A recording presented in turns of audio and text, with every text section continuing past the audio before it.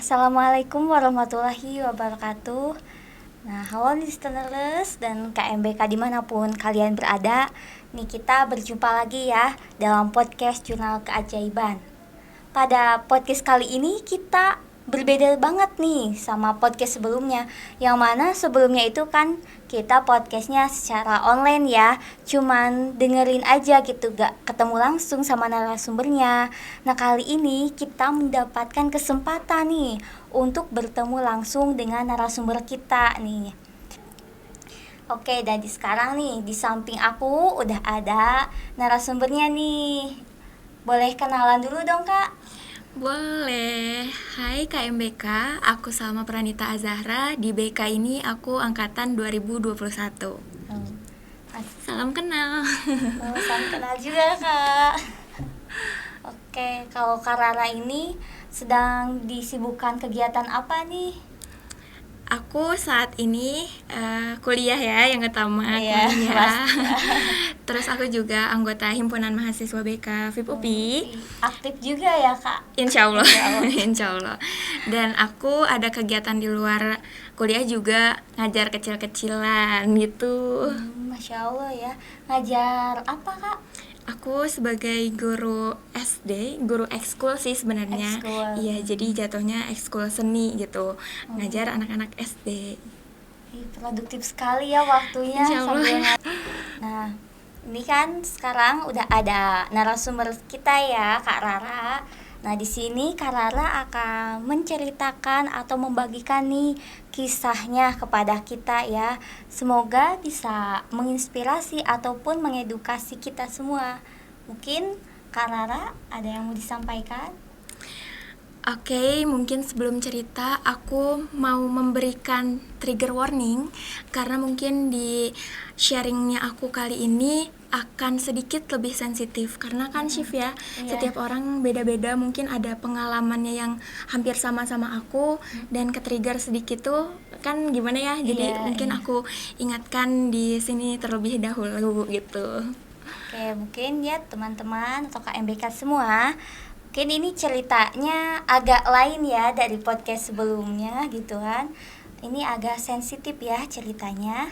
Nah, dari pengalaman Kak Rara sendiri, yang Kak Rara udah mau ya membagikan pengalamannya yang luar biasa ya. Ya mungkin podcast kali ini juga sebagai akan menjadi ajang speak up untuk aku karena sebelum-sebelumnya orang lain belum pernah mendengar ceritaku yang ini, dan mungkin baru orang-orang terdekat dan itu pun orang tuaku dan orang-orang yang terlibat gitu. Jadi semoga berkenan untuk mendengarkan. Selamat mendengarkan. Aku mau nanya dulu deh sebelumnya ke Syifa. Syif, kalau kamu dari TK, SD, SMP, SMA total berarti punya berapa sekolah? Mungkin 4 ya. 4. 4. Oke. Kalau aku 7 Syif. Sampai 7. Kok bisa ya banyak emang? Kan dari pertama nih ya TK, terus SD, SMP, SMA 4 dong. Berarti Kak Rara ini sekolahnya di berbagai tempat juga ya, banyak. Ya, jadi aku nomaden gitu ya. TK itu aku punya 2, SD juga 2, SMP 1 nih yang paling setia nih, SMP. Dan SMA juga 2 gitu ya. Jadi aku 7 ya, jadi ya 7. TK, ya kayak gitu. Ini mungkin pengalamannya juga banyak ya, banyak temen juga kayaknya ya. Iya, alhamdulillah ya. Jadi mencar ya temennya. Ya, banyak relasi juga ya kak. Iya betul. Bisa berbagi cerita gak kok bisa Kak Rara ini bisa sampai sekolahnya nih sampai ada 7 sekolah ya kan? Kalau normalnya itu ada 4 ya kalau dari TK gitu. Ya, jadi sebenarnya gini ya, aku itu emang pindah-pindah karena satu dan lain hal keadaan. Pada saat TK, aku TK, usia aku TK, orang tuaku itu udah pisah. Itu emang agak berat sih. Ya, jadi orang tuaku udah pisah. Aku ikut ibu pastinya ya, aku ikut ibu. Aku emang TK awalnya di Depok. Itu tuh masih bareng orang tua berarti ya, masih bareng ayah, ibu masih bareng. Tapi pada saat itu ya pisah karena masalah orang dewasa lah ya. Terus aku ikut ibu dan akhirnya karena orang tua ibu rumahnya di Garut, jadi aku ikut pindah ke Garut gitu. Jadi TK-nya lanjutin di Garut tuh. Gitu ya. Terus SD juga masih di Garut, tapi cuma sampai kelas 3 dan kelas 4 itu pindah lagi ke Jakarta. Lumayan juga ya bolak-balik. Lumayan juga, iya. Karena gimana ya? Sebenarnya pindahnya sekolah aku ini tuh sebagai ajang bertahan hidup kan ya. Sebagai dalam rangka bertahan hidup gitu. Karena ya posisi kan pada saat itu ibuku single parents berarti pada saat itu. Kerja ya. Berarti ibu aku kerja ya, kerja. Aku itu SD di Garut udah nggak sama orang tuaku, jadi nggak sama ayah pun nggak sama ibu karena ibu kerja. Ibu kerja di Jakarta. Ini Kak Rara nih tinggal sama siapa kalau nggak sama orang tua? Oke, aku jadi jatuhnya sama bibinya ibu, adiknya nenek ya. Oh, adiknya nenek. Iya. Tapi aku sama adik perempuanku yang pada saat itu berarti kalau aku 6 tahun, dia 1 tahun. Ya banget. 1 tahun. Iya, kalau aku parah ditinggal orang tua seusia itu, adikku lebih parah sih, lebih merasakan mungkin nggak kenal yang namanya ayah gitu kan ya. Sosok ayah gitu. Itu sama adik di rumahnya bibi itu bareng.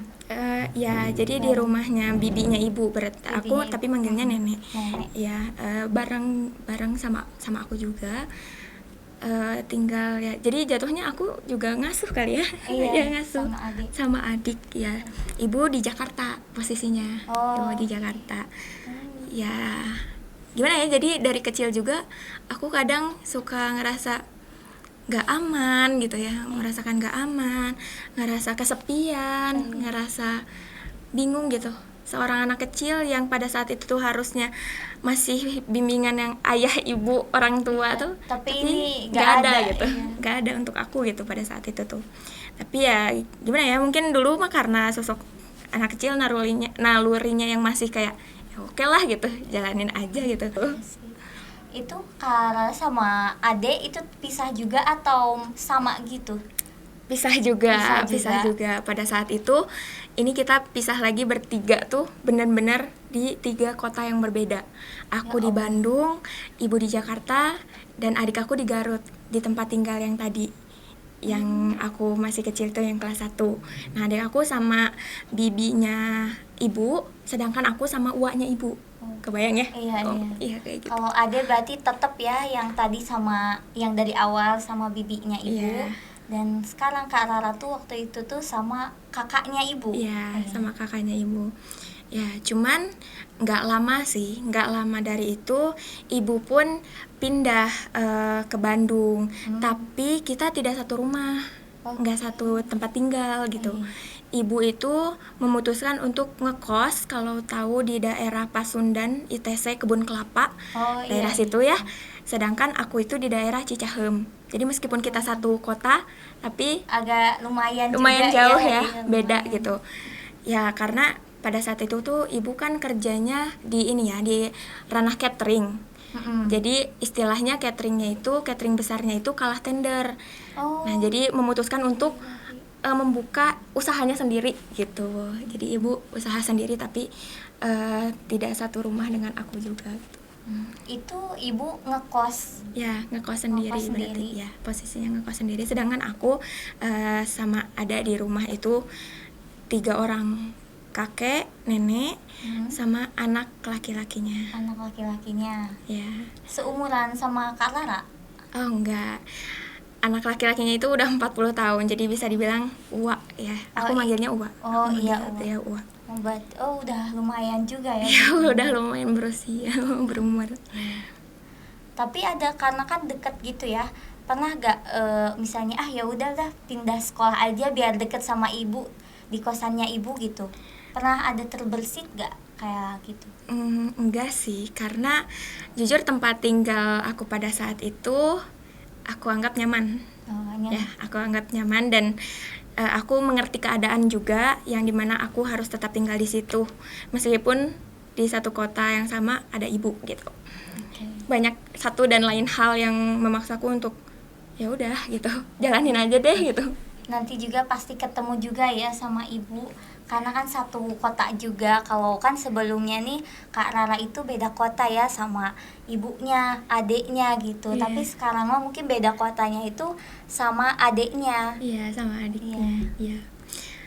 Tapi mungkin permasalahannya muncul di sini, timbul di sini, di tempat tinggal aku pada saat itu gitu. Pada saat aku, berarti posisi aku kelas 1 SMP ya.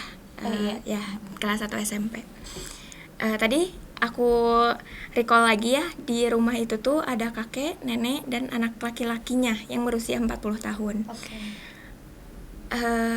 Mungkin aku awalnya bilang nyaman. Ya nyaman, karena sosok laki-laki itu, aku itu sosok yang bisa dekat sama anak kecil, bisa ngajak main, ngobrol, terus anak kecil gimana sih kalau dijajanin kan enak ya gitu. Enak mau juga gitu ya. Dibeliin es krim, permen dan lain sebagainya.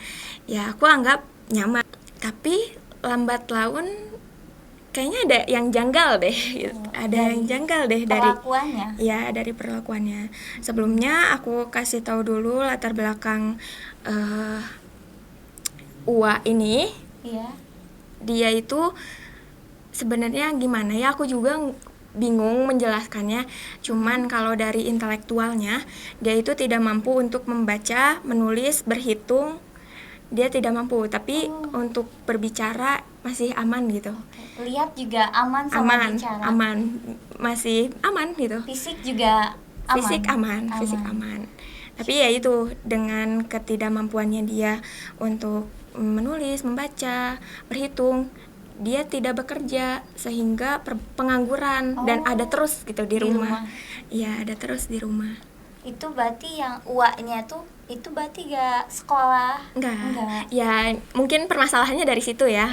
Enggak sekolah. Ya, aku pernah dengar juga sempat sekolah tapi tidak naik kelas, tidak mampu untuk naik kelas gitu. Akhirnya berhenti. Ya Allah. Berhenti sekolahnya. Awal banget. Masih kayak ya tahap awal banget itu mah. Karena dia tidak mampu untuk melanjutkan pendidikannya gitu, karena nggak bisa gitu shift. Ya nggak tahu ya, aku juga. Cuma kurang lebihnya kayak gitu. Berarti gak berkeluarga juga? Enggak berkeluarga. Tetap di rumah. Tetap di rumah, tidak bekerja, tidak berkeluarga. Nah, mungkin yang bisa di highlightin ini tidak berkeluarga. Ini yang akan menjadi cerita dan masalah kedepannya. Yang ya mungkin agak ini ya, mungkin ada sesuatu yang salah, ada yang salah sih, bukan ada sesuatu yang salah. Cuman pada saat itu aku yang lugu, aku yang masih kelas 1 SMP, aku tidak menyadari itu sejak awal. Ketika masalahnya hampir parah, bingung ya masalah apa ya.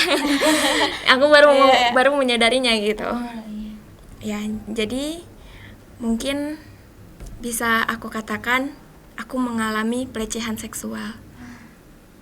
Memang awalnya aku tidak menyadari itu, bahwa itu adalah pelecehan seksual, karena aku anggap dia mengajakku bermain, mengajakku jajan dan lain sebagainya selayaknya orang dewasa yang menyayangi anak kecil tanpa ada tujuan apapun.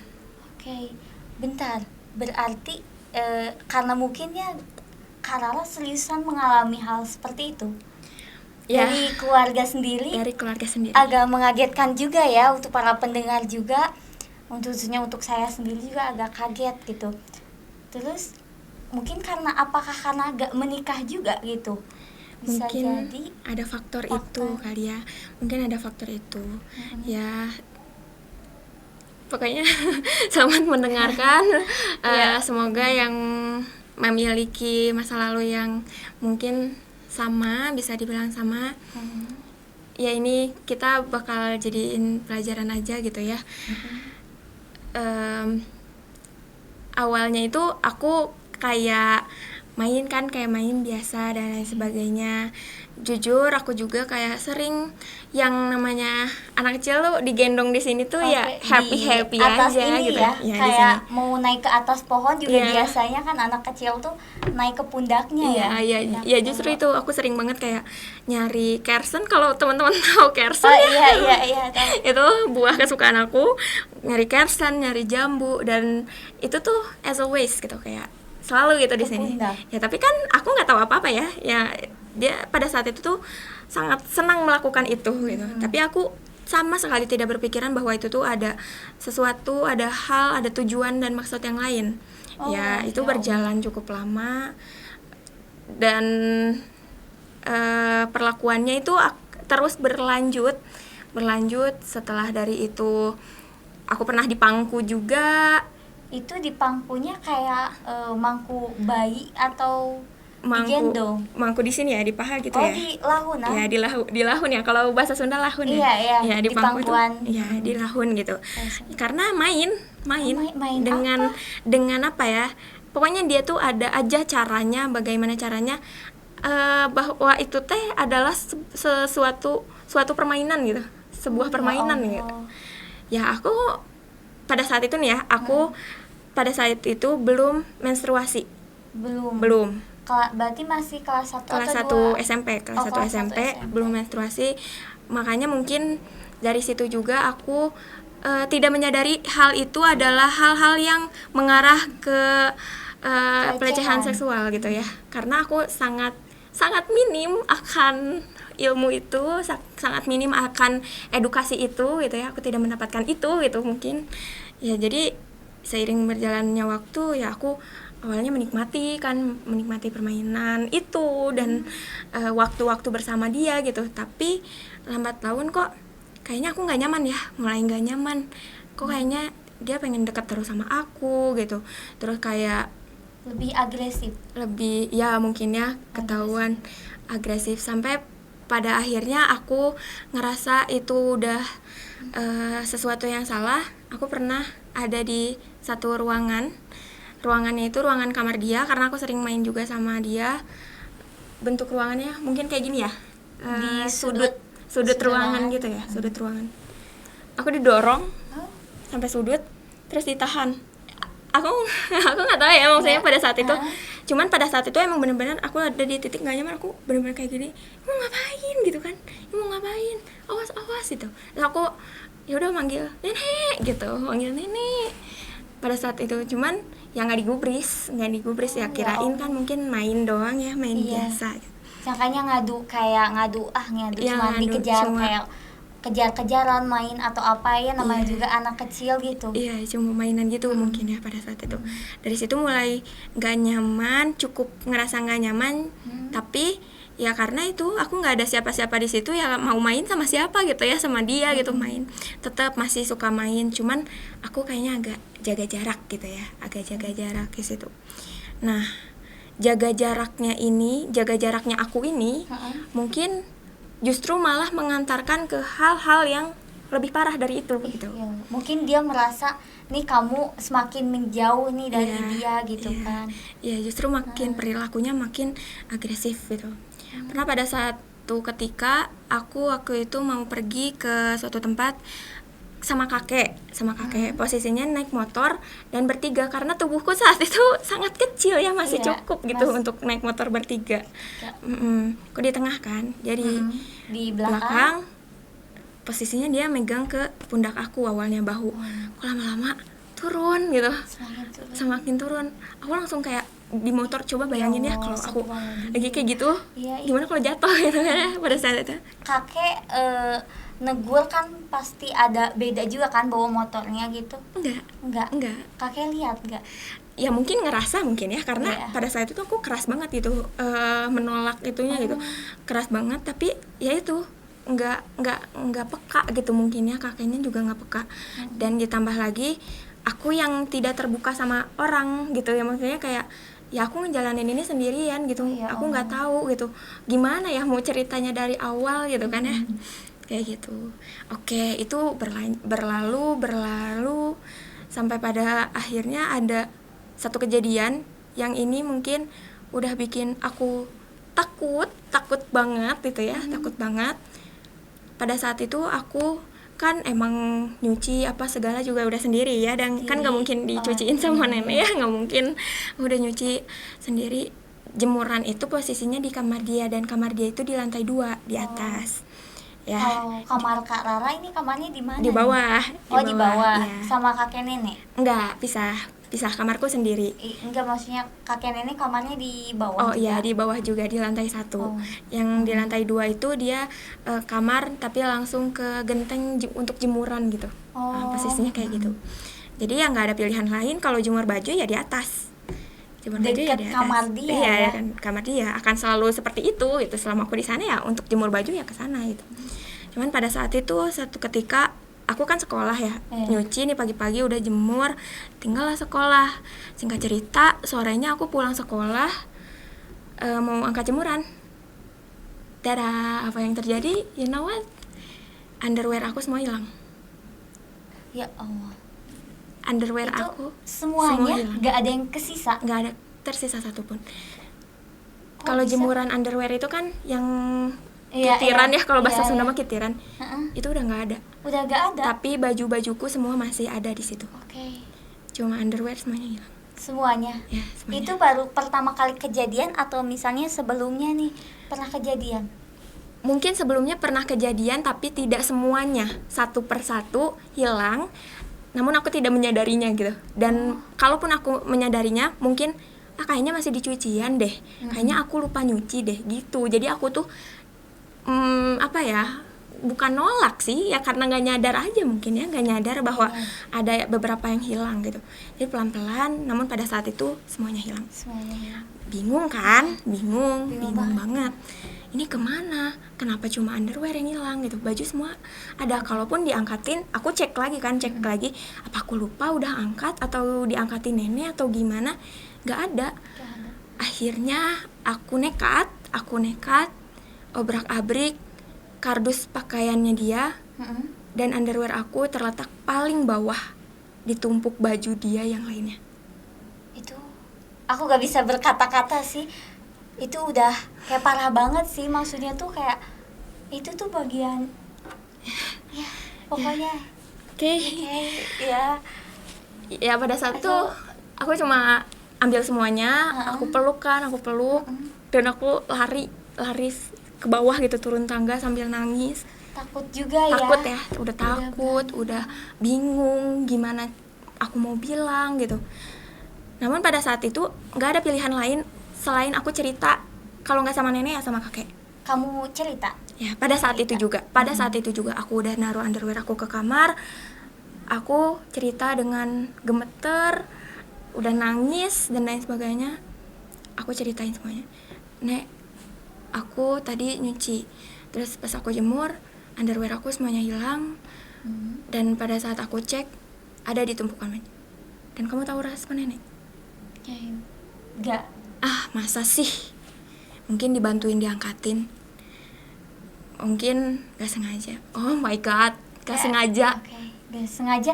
What do you say? Gitu kan, kayak gak mungkin banget soalnya. Gak sengaja gitu. Iya, apa kalau gak sengaja mah paling satu ya.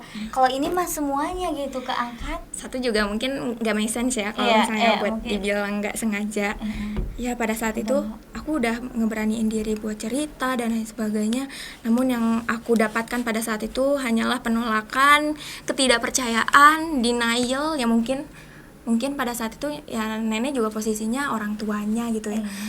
Ibu seburuk-buruknya anak siapa sih gitu kan yang gak mau ngebela anaknya, mungkin kayak gitu ya.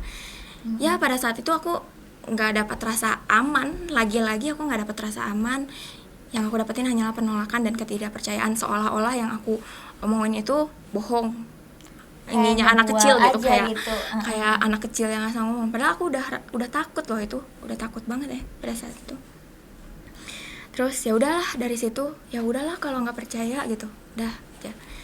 Aku jalanin hari-hari aku dengan penuh ketakutan, takut banget ya, itu takut banget. Emang. Tapi aku gimana mau ceritanya juga, sama ibu juga jauh, terus aku takut juga ngebebanin ibu gitu ya, sama nenek nggak dipercaya gitu ya. Itu semenjak Kak Rara cerita ke nenek, itu tuh ada perubahan sikap gak dari nenek? Kalau perubahan sikap mungkin nggak ada juga Nggak sih ada. ya, seolah-olah nggak terjadi apa-apa aja. Hmm. Setelah dari itu udah mulai puncak-puncaknya, dan mungkin bisa dikatakan ini adalah puncak dari semuanya. Puncak dari Oke. semuanya, pada saat itu aku memang sudah berhijab, tapi aku yang masih cuek sama pakaianku gitu. Jadi kalau misalnya di sekolah juga bisa dikatakan renang juga belum pakai hijab, terus kalau abis olahraga gerah tuh masih dibuka gitu ya, masih kayak gitu. Dan aku juga tidak memperhatikan itu gitu. Singkat cerita, aku pada saat itu tuh mandi. Sebelum-sebelumnya juga aku merasa ada yang aneh, seperti ada yang menguntit saat mandi. Cuman aku belum punya bukti yang kuat bahwa dia benar-benar menguntit aku gitu. Jadi kan kalau di kamar mandi itu ada pintu yang atasnya itu apa ya, buat ventilasinya Iya. ya, buat ventilasinya itu kayak gitu. Aku ngerasa kalau misalnya ada yang ngikutin tuh, orang ada yang ngikutin tuh kerasa kan ya. Iya, Meskipun kerasa samar-samar tapi ada yang beda gitu. Aku sering banget was-was gitu, kayak ngeliat gitu. Oh, nggak ada gitu. Nggak ada, tapi kerasa ada. Cuman aku belum punya bukti yang kuat kalau dia benar-benar menguntit gitu kan. Benar-benar ada gitu. Nah, pada saat itu ini posisinya hari Minggu. Hari Minggu aku mau pergi untuk kerja kelompok ke rumah temen, ya aku mandi dong. Di rumah posisinya itu cuma ada kakek, tapi kakek tidur. Oke. Ya, kakek itu kamarnya di samping kamarku, dan kamarku itu posisinya dekat kamar mandi. Dekat kamar mandi. Ya, aku ya udah selesai mandi, lagi-lagi aku merasa ada yang menguntit gitu ya. Ya udah, aku kan diam dulu, belum ganti pakaian. Dan pada saat itu aku ngeliat ke Atas. lobang pintu. Lobang pintu yang untuk tempat kunci. Itu masih di kamar mandi atau di kamar? Udah di kamar. Aku selesai mandi ke kamar. Aku ngerasa ada yang aneh dan aku belum memutuskan untuk mengganti pakaianku. Dan pada saat aku lihat ke lobang kunci, kamu tahu apa? Aku tatap-tatapan dengan mata. Itu, ya Allah, Ya, sedih banget. aku benar-benar ngelihat mata dia di situ. Langsung aku kayak, ngapain di situ sambil nangis, udah sambil ketakutan. Aku takut banget, bener-bener Gila kayak banget sih. kayak aku nggak tahu harus gimana. Kakek ngapain di situ, terus wah ngapain di situ gitu. Itu Aku nenek manggil. di mana itu? Nenek di pasar. Oh, di Nenek ke pasar. Pada saat itu aku cuma posisinya bertiga di gedor-gedor pintu, tapi langsung nggak ada kan matanya pada saat itu, pergi entah gimana.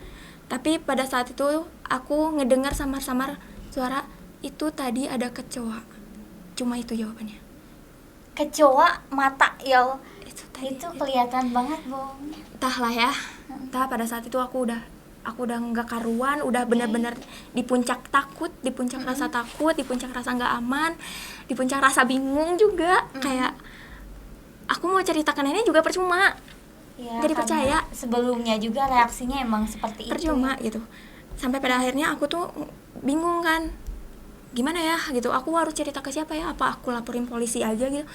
Aku pada saat itu mikirnya langsung laporin polisi gitu. Karena pada saat itu kan aku mau pergi kerja kelompok rumah temen. Pokoknya aku udah nggak bisa berpikir jernih.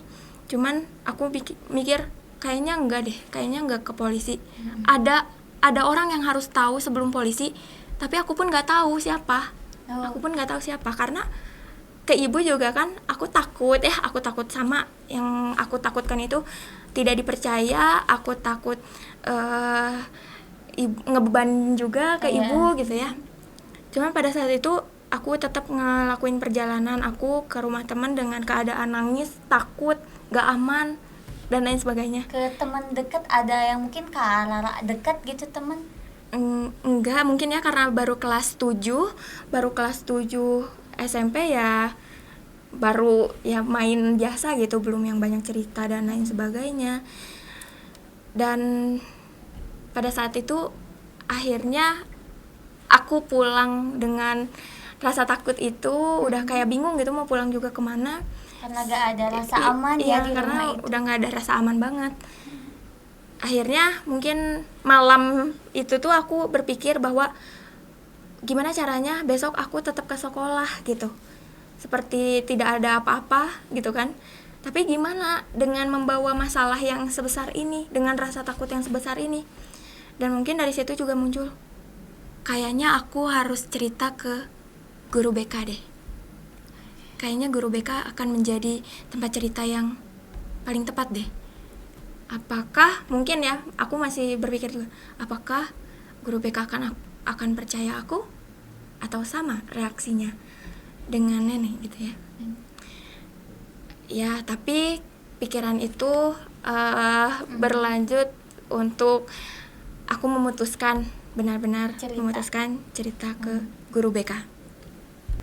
Karena aku sadar, aku pada saat itu tuh udah nggak sehat, aku udah nggak bisa berpikir jernih, cuma rasa takut yang aku rasain, rasa bingung dan lain sebagainya gitu. Mau belajar juga udah nggak fokus kan, karena mungkin ini bom waktu, dan ditambah lagi kejadiannya itu udah sampai puncak-puncaknya gitu ya, sampai rasa takut aku tuh membludak gitu, karena selama ini nggak aku ceritain gitu, nggak ceritain siapa-siapa. Karena yang pertama cerita itu tidak mendapatkan rasa aman, tidak ada kepercayaan. Jadi Kak Rara itu mau cerita ke orang yang baru, takutnya itu malah ngejudge juga ya. Iya, takutnya kayak gitu, dan takutnya aku cuma dibilang asal gitu, maksudnya kayak itu tuh bukan cerita yang benar. Namun pada saat itu ya udah, oke, aku putuskan aku cerita ke guru BK. Seninnya kan pada saat itu langsung gitu, nggak aku tunda lagi, ke ruang BK aku ajak satu teman aku, anterin yuk, aku lagi punya masalah yang aku rasa nggak bisa ditunda lagi deh ini untuk cerita ke orang yang ya aku butuh bantuan orang gitu, aku bingung mau gimana ceritanya. Pada saat itu aku ceritain semuanya ke guru BK, dan sama guru BK pun kaget banget. Respon guru BK pada saat itu yang paling aku ingat, ucapan yang paling aku ingat, dia memang intelektualnya terganggu, tapi orientasi seksualnya dia masih normal. Dan itu adalah orang yang paling bahaya. Bahaya banget sih, karena semakin lama tuh dia itu semakin parah ya sikapnya juga. Yang awalnya mungkin kamu naik ke pundaknya gitu kan, terus disuruh kayak duduk di pangkuannya, terus lama-lama dia yang kata teh meluk ya, peluk, terus abis meluk langsung kayak ngintip lagi mandi. Itu emang kayak itu gak bisa dimaafkan sih. Ya, pada saat itu respon guru BK pada saat itu seperti itu. Dan alhamdulillahnya gitu, setelah aku dapat aku cerita ke guru BK, memang pada saat itu adalah satu-satunya tempat yang bikin aku percaya bahwa masih ada kok tempat yang aman, masih ada kok tempat tempat cerita yang mau dengerin cerita kamu, yang percaya, yang memvalidasi, yang menerima kamu gitu. Yaitu di situ, di guru BK itu. Dan responnya juga cepat. Pada saat itu nggak lama dari aku cerita, langsung guru BK aku nelpon ibu. Pada saat itu kan ibu lagi kerja di Pasar Baru posisinya.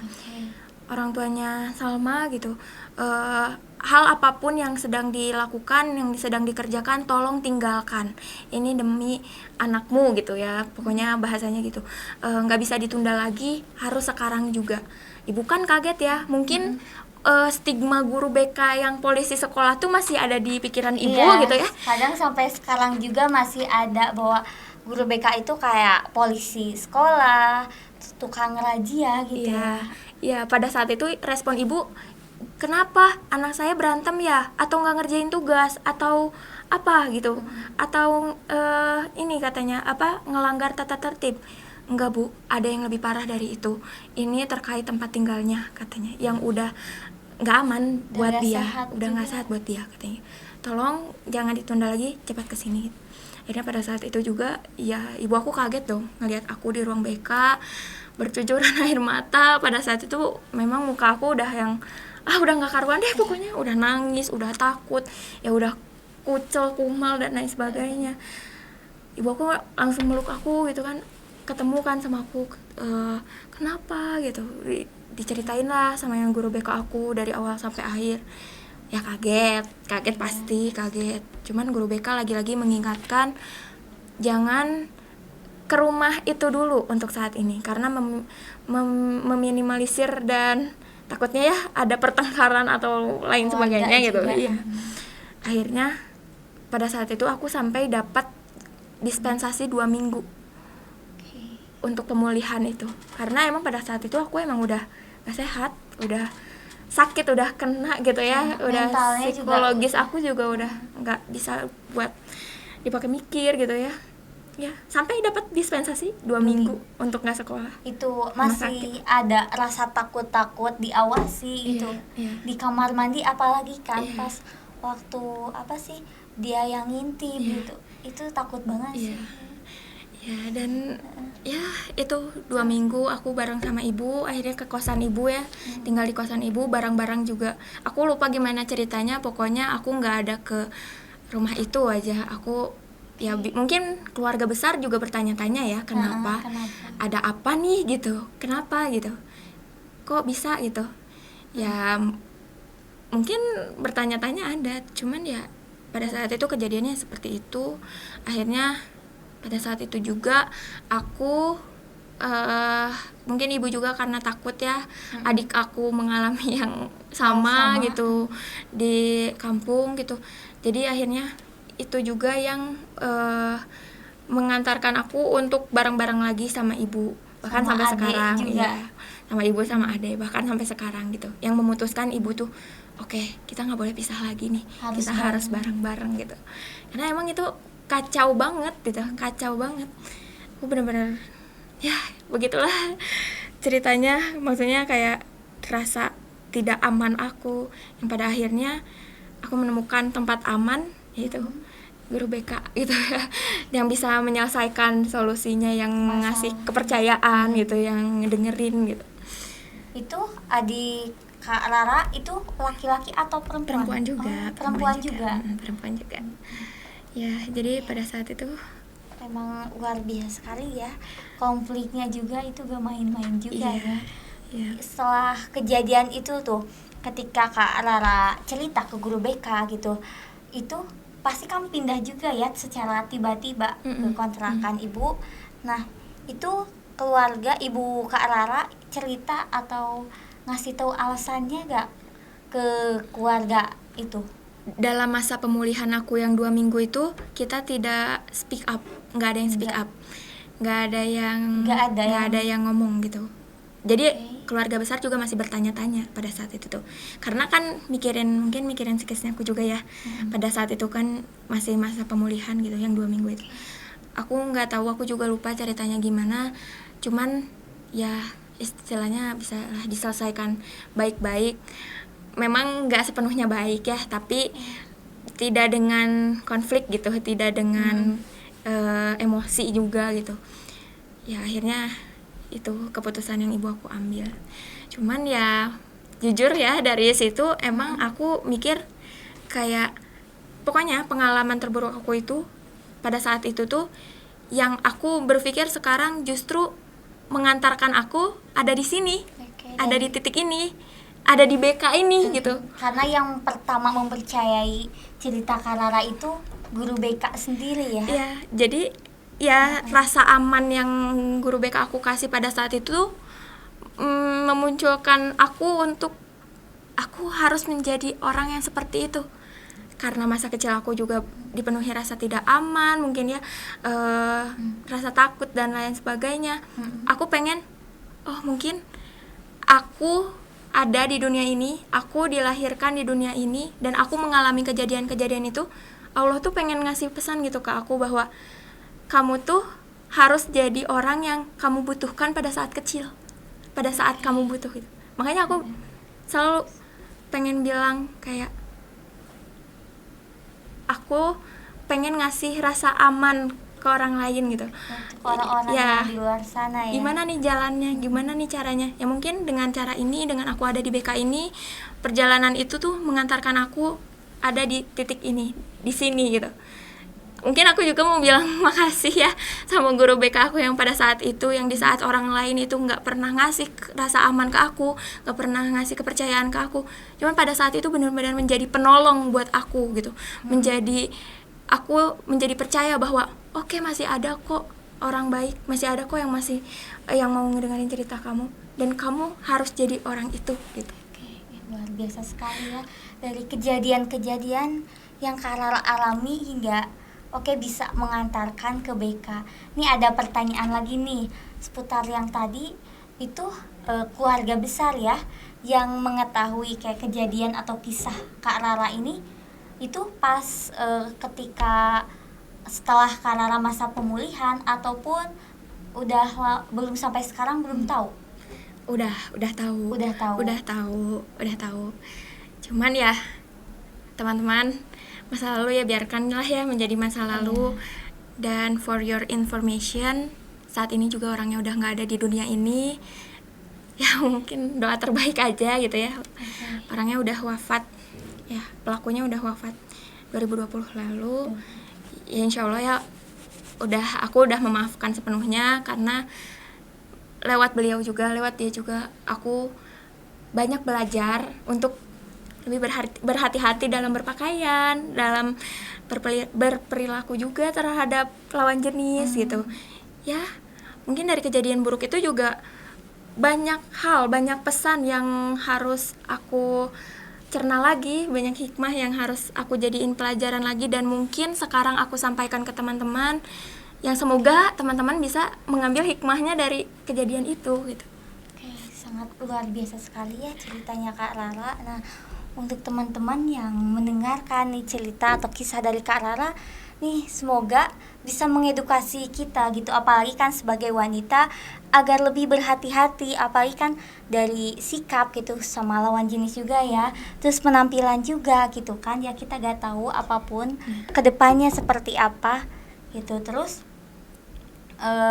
kalau misalkan aku pernah dengar juga ya, ataupun dari guru ngaji aku kalau gak salah ya, dalam surat Al-Isra ayat 7 kalau gak salah, jika misalnya kita nih berbuat baik kepada orang lain kan, walaupun sekecil atau sebesar biji zarah juga, itu akan kebaikannya itu balik lagi ke kita. Dan misalnya kalau kita berbuat yang kayak zolim atau jahat, itu akan balik lagi ke kita. Nih Kak Rara itu setelah mendapatkan kejadian seperti itu ya, Masya Allah, Kak Rara ada keinginan dalam dirinya untuk jadi membantu teman-teman yang lainnya gitu, misalnya mengalami kejadian yang serupa gitu. Semoga aja gak ada kejadian yang seperti itu lagi ya, cukup di Kak Rara, jangan ada di next lagi ya. Oke. Nah, untuk teman-teman misalnya kayak pernah mengalami kejadian yang mungkin hampir sama dengan Kak Rara, jangan pernah takut untuk cerita gitu. Jangan pernah takut kayak cerita ke orang lain itu takut gak dihargai, terus pendapatnya gak didengar, ataupun mendapat stigma jelek dari orang lain. Yuk beraniin diri untuk cerita, kalaupun gak dari orang terdekat ataupun keluarga, bisa juga ke guru BK ya yang ada di sekolahnya juga gitu. Ada yang mau disampaikan nih sama Kak Rara untuk para pendengar gitu? Mungkin dari aku ya, ini ceritaku. Rara yang teman-teman lihat pada saat ini itu tuh nggak ngelewatin hal-hal yang mudah, nggak ngelewatin hal-hal yang biasa-biasa aja. Banyak badai, banyak rintangan, banyak lika-liku kehidupan mungkin ya. Banyak hal-hal yang mungkin pada saat itu aku pantas untuk menyerah, tapi aku memilih untuk tidak menyerah gitu. Dan pada saat itu aku justru berpikir bahwa mungkin ini gitu, ini tujuan aku ada di dunia, ini tujuan aku hidup. Aku akan menyampaikan pesan-pesan itu, dan aku akan menjadi orang yang Rara kecil itu butuhkan gitu. Makanya ya teman-teman, betul apa yang tadi Syifa sampaikan, berbuat baik sekecil apapun kebaikan kita, insya Allah itu akan dibalas sama Allah. Jangan berhenti berbuat baik, jangan bosan berbuat baik. Terus mungkin ya Allah itu ngasih kejadian-kejadian yang berat buat kita itu bukan mungkin ya, tapi emang bener gitu. Itu tuh bukan tanpa tujuan, bukan karena kebetulan, tapi ada banyak pesan yang Allah sampaikan lewat kejadian itu, sekecil apapun kejadian itu, kalau kita mau menerima hikmahnya. Ya mungkin kali ini aku terima kasih juga buat teman-teman Hamaka gitu ya, udah ngasih aku kesempatan untuk berbicara di sini, ada di sini menyampaikan ceritaku yang semoga akan membawa benih-benih kebaikan juga buat teman-teman yang mendengarkan dan yang mau menerima pelajarannya. Mungkin dari aku kayak gitu. Jangan takut juga ya buat cerita kayak gitu, karena masih ada kok tempat aman untuk cerita. Konselor, guru BK, psikolog kalau mungkin membutuhkan. Jadi itu dariku. Oke, terima kasih ya Kak Rara, kisahnya juga itu sangat luar biasa sekali. Itu bukan untuk cerita aja, mungkin butuh apa ya, untuk kekuatan sendiri cerita, karena itu hal yang sensitif gitu. Apalagi kan nanti ini akan ditayangkan juga ya, orang lain mungkin semuanya akan mendengarkan juga. Terima kasih juga kepada Kak Rara yang sudah bersedia menjadi pembicara nih di podcast kami ini. Oke, karena sekarang mungkin setelah mendengarkan kisah Kak Rara, saya sebagai Syifa Awalia Nur Rahmah dan Aku Salma Pranita Zahra, terima kasih telah mau mendengarkan. ya, nah semoga ceritanya juga bermanfaat ya, bisa mengedukasi semuanya dan menginspirasi. Semoga kita berjumpa lagi di podcast Jurnal Keajaiban selanjutnya. Assalamualaikum.